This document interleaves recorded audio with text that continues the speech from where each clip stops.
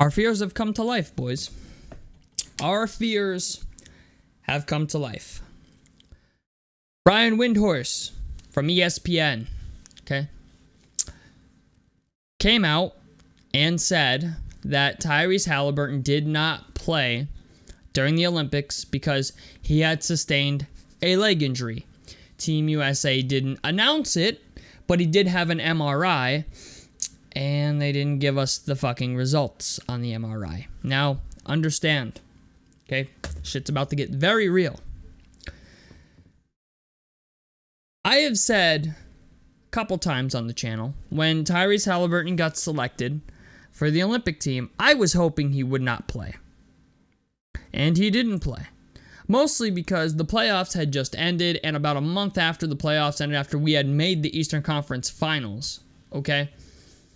That's when the Olympics would start. That's when team practice would start, and he was playing in these exhibition games, and Tyrese Haliburton was playing less and less minutes every game, okay?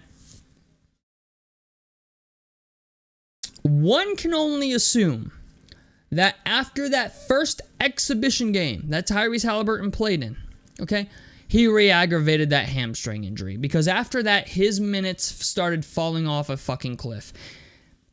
He played limited minutes in some of the Olympic games, but nothing that was super meaningful. I think he played like 26 minutes and had 8 points, okay? He was essentially a fucking no-show in most of the Olympics because of an apparent leg injury. Now, I'm assuming if that MRI had come back positive for a rip or a tear or anything of the sort, they wouldn't have even let this brother play, okay? But they did. However, they did not let him play in the final game. Gotta put my glasses on, okay? Boys, as a Pacers fan, I'm very fucking worried about this. I'm very worried about it. I'm not a guy who likes to panic about things, okay? I'm not somebody who is a doomsdayer by any means, okay? Especially when it comes to sports. But this is a doomsday scenario for the Pacers, and I'm going to tell you why, okay? And I think it's pretty obvious, okay? The NBA season starts in like 2 months to the day. You have training camp starting very soon, and I think in the next couple weeks, right? Teams start showing up to camp. They start going back to their respective states. You know, they start getting ready. Preseason's going to start, and our star player is not healthy. Okay? Now, I hate to look at the bright side of an injury, but let's say Haliburton doesn't start the season for us for whatever reason, okay? Andrew Nembhard would probably move to the 1, or it would be him or TJ McConnell, and I think Ben Mathurin would start at the 2. Or, I don't know, maybe they'll keep Ben Mathurin with the bench unit. I just don't see that happening. If all I've heard from Coach Carlisle and the stuff that I've heard out of the front office about Ben Mathurin and how they view him, if Haliburton's injured, I simply don't see them bringing Ben Mathurin off the bench. I just don't.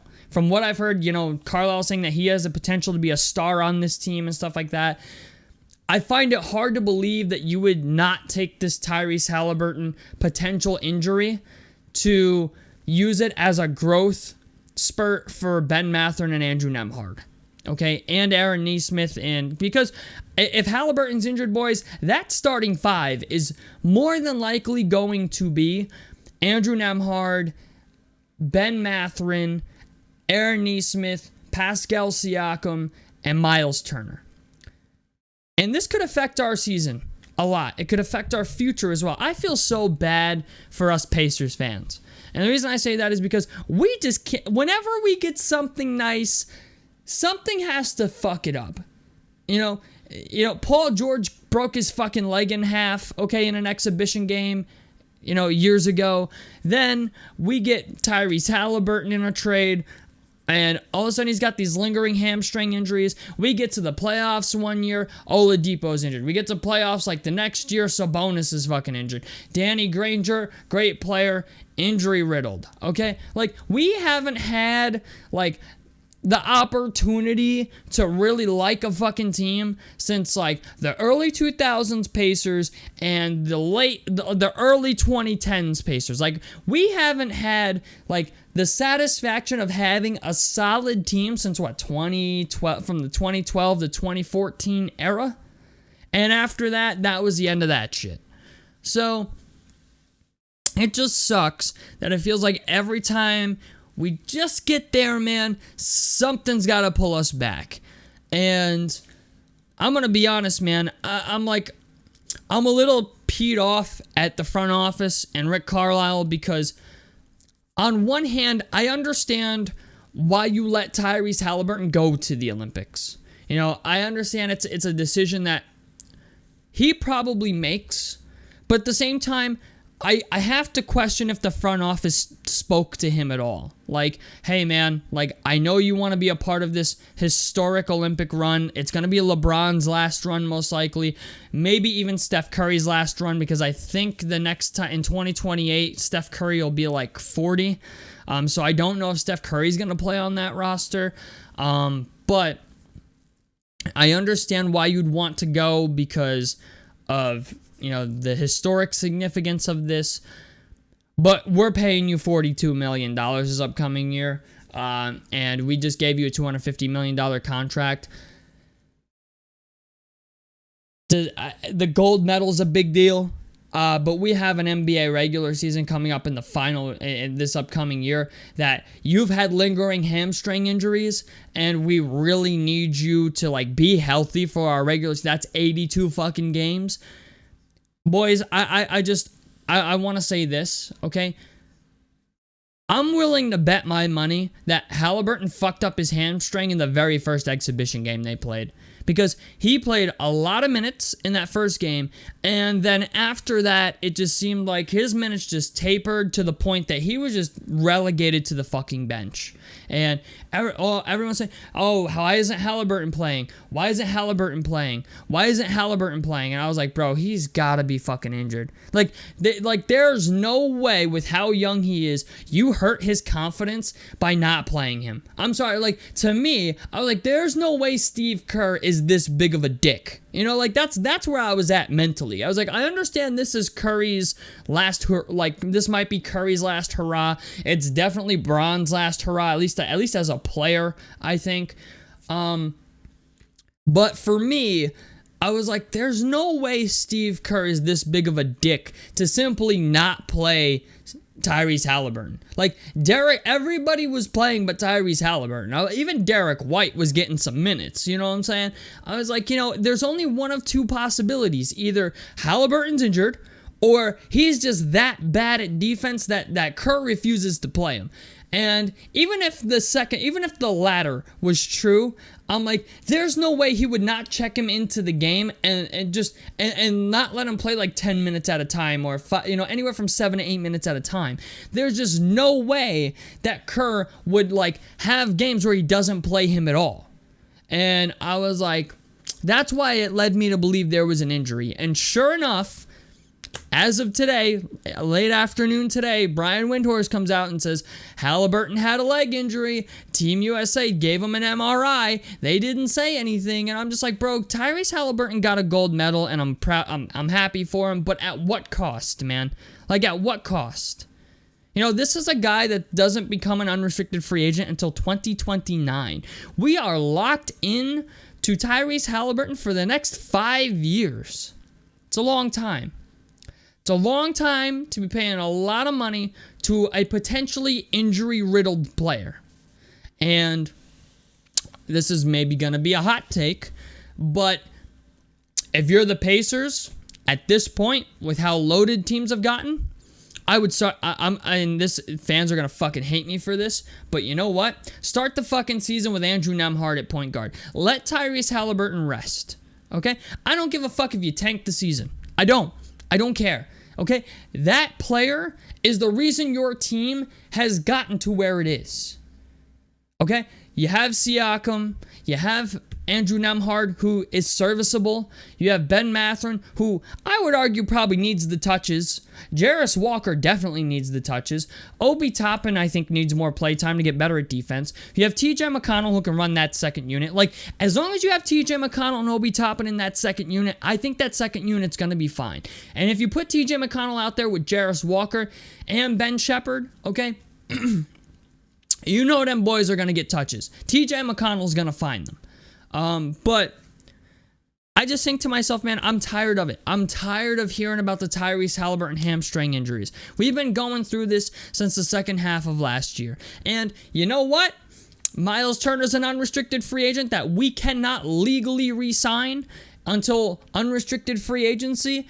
And Miles Turner, while I understand, wants to get paid, but he probably also wants to win a ring. And that's the only part of this that really sucks, is like, if Haliburton's injured and doesn't play, we lose Miles. But you know what? If I'm being honest, I think we're going to lose him anyway. Only because I feel like somebody's going to offer him a better opportunity to win, and I think someone's going to offer him probably more money than we can. Even though we might retain his rights, I just feel like somebody's going to go after Miles, and the front office has a history of not really wanting to play ball with him anyway. I mean, he's been on the trade block for God knows how many years now. It feels like only this past season did I see Miles really take a step forward as an interior scorer in that department, and it seems like the front office has been trying to get rid of him anyway for a long fucking time. At least Kevin Pritchard has anyway. It's just like, you know what? If losing Miles Turner is what it's going to cost us to make sure Tyrese Haliburton is healthy because we're locked into him for 2029, that is a risk I'm willing to take. Okay? Sorry, but that's a risk I'm willing to take. I have seen centers come out of the draft that I think are better than Miles Turner. Okay? Or at least guys that have shown more progress in a shorter amount of time than Miles Turner has in 8 or 9 years. And I hate to sound like the typical Miles Turner hater again, but if we have to throw this fucking season, or at least throw the first half of the season, or the first month of the season, or first month and a half of the season to make sure that our franchise player is good to go, that's a risk I am willing to take. I am willing to let Miles Turner walk if it means Tyrese Haliburton will be healthy by the All-Star break or before the All-Star break. And if our record is, 7-8 games below 500, fuck it. So be it. Okay?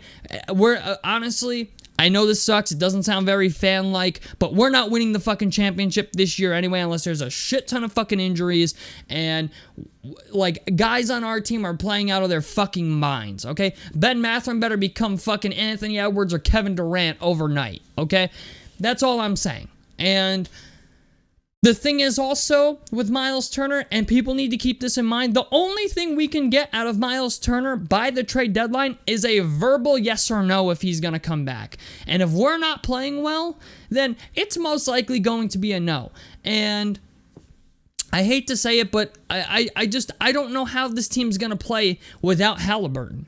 And, if you're the front office and if you're a fan, I want to ask you this question, okay? Do you risk starting the season with Tyrese Haliburton and having his hamstring issue turn into something worse, maybe a tear, okay? And you lose him for the entire season? Or would you rather rest him and get him back maybe, I don't know, 3 or 4 weeks before the All-Star break and try to recoup some of those losses at the expense of losing Miles Turner? That's because that's probably what's going to happen. So you got some options you got to weigh. But I would just be very upset if nobody had this conversation with Tyrese Haliburton that hey, you have a lingering hamstring injury. We need you to be good for this upcoming season. You are the franchise at this point. You are our guy. You can play in the Olympics. We're not going to force you not to, but you need to think about it. You know what I'm saying? You need to think about your hamstring injury and whether or not, this is really worth it for you and your teammates. And part of me feels like they never had that conversation. I feel like they knew Tyrese Haliburton was going to do this, and I understand that Tyrese Haliburton has the power that he does. I understand that he was selected for the Olympic team. I understand it's a decision between really him and his agent. I understand his team. I would assume the Pacers have to be involved in some extent. They're paying the guy upwards of $42 million a year. But the thing is, it's just like, I don't know, I understand why Haliburton did it. It just feels like an irresponsible move. And it just sucks, man. It really, really sucks because, like, I feel like we're back in the fucking situation we absolutely did not want to be, and we're only 2 months away. We're only 2 months away from the start of the NBA season. It starts, I think, October 8th or October 10th. It's basically a month, 2 months to the day, and you got training camp starting up, preseason starting up, and then the regular season starts. It's like, who's to say Tyrese Haliburton doesn't injure himself again in camp? It happens all the time. I don't know, man. You know what? I get why Tyrese wanted to be a part of this. I really did, but in the back of my mind, I was like, dude, he should not be playing in this. Just sit your ass on the bench, which he essentially did, but only after he fucked up his leg. I don't know, man. Being a Pacers fan is fucking rough. It is fucking rough, man. We can't catch a break. I don't know. You know what? On the flip side, Jarris is going to get minutes. If Haliburton truly does have an injury-riddled season, which I think is going to happen, I hate to say it, but I think it's going to happen, Nembhard's going to get play, Mathurin's going to get play, Jarris is going to get play, McConnell's going to make sure that Obi Toppin and Jarris Walker get touches. Same with Ben Shepherd. Like, it's going to be another year of growth for our young guys. And to be fair, it seems like that's what the front office wants anyway. So I'm trying to see the light at the end of the tunnel with this. But I don't know, man. This is a bad sign. It's a really bad sign. And I don't know. If you're a Pacers fan, I'd probably stay away from Tyrese Haliburton from your fantasy teams this year. Because if we're getting these issues again in the Olympics, and we're only 2 months away from the NBA regular season, it's not looking good for the regular season. It's just not. So tell me what you guys think about this down below in the comment section below. Like helps me out. Subscribe if you guys want to see more on the Fast Break Report. And I'm out of this motherfucker. Peace, guys.